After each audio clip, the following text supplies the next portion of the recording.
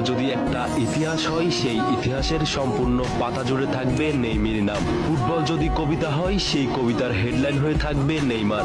বলছিলাম ফুটবলের মুকুটহীন রাজপুত্র নেইমারের কথা, কিন্তু তবুও ফুটবল প্রেমীদের কাছে তিনি রাজা।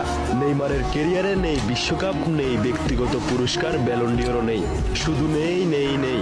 তারপরও কেন মেসি রোনালদোর পর নেইমারের নাম উচ্চারণ হয়, এই প্রশ্ন ফুটবল প্রেমীদের কারো অজানা নয়। ব্রাজিল ফুটবলের আদি সৌন্দর্য প্লে ও রোনালদিনোর পর থেকে নেইমার বহন করেছে। অসাধারণ ড্রিবলিং, দুর্দান্ত স্কিল, নিখুঁত পাস, চোখ দাদানো ফ্রি কিক, কোনো দিক দিয়েই কমতি নেই তার।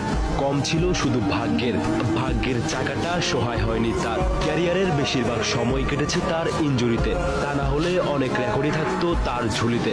নিন্দুকেরা বলেন নেইমার নাকি খেলতে খেলতে ইচ্ছে করে পড়ে যান, চোট পাওয়ার অভিনয় করেন। তারা হয়তো জানে না নেইমার ফুটবল ইতিহাসে একমাত্র খেলোয়াড় যাকে 1000 বারেরও বেশি ফাউল করা হয়েছে। মাত্র 6 বছর বয়সে ফুটবলে হাতে খড়ি হয় নেইমারের। বলের সঙ্গে তিনি যেন এক প্রকার কথা বলতে পারতেন। ফুটবল তো অনেকেই খেলতে পারে, কিন্তু ফুটবল যে একটা শিল্প, আর সেই শিল্পের কারিগর নেইমার, তা নেইমারকে না দেখলে হয়তো বোঝা যেত না। মাত্র 17 বছর বয়সে ব্রাজিলের 1 নম্বর ক্লাব সান্তোসে অভিষেক হয় নেইমারের। এরপরের বছরই ডাক পান জাতীয় দলে। এরপর ইউরোপিয়ান ক্লাবগুলোর মধ্যে নেইমারকে নিয়ে শুরু হয় কারাকারি।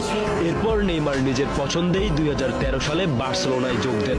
সেই সময়টাতে ফর্মের তুঙ্গে ছিলেন নেইমার। ততক্ষণে বার্সেলোনার হয়ে সব ট্রফি জিতে নিজের করে নেন নেইমি। সর্বশেষ বিশ্বকাপে ক্রোয়েশিয়ার বিপক্ষে একাই ম্যাচ বের করার পর ব্রাজিল যেভাবে হারলো, সেদিন সেই হার মেনে নিতে না পেরে কেঁদে কেঁদে মাঠ থেকে বিদায় নিয়েছিলেন নেইমার। সেই ম্যাচে নেইমারের সঙ্গীরা একটু ভালো করলে হয়তো 2022 সালের বিশ্বকাপ হতো নেইমারের স্বপ্নের মতো।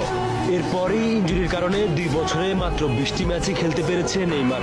এরপর প্রায় 369 দিন পর ইনজুরি কাটিয়ে আল হিলালের হয়ে মাঠে নামে নেইমার। কিন্তু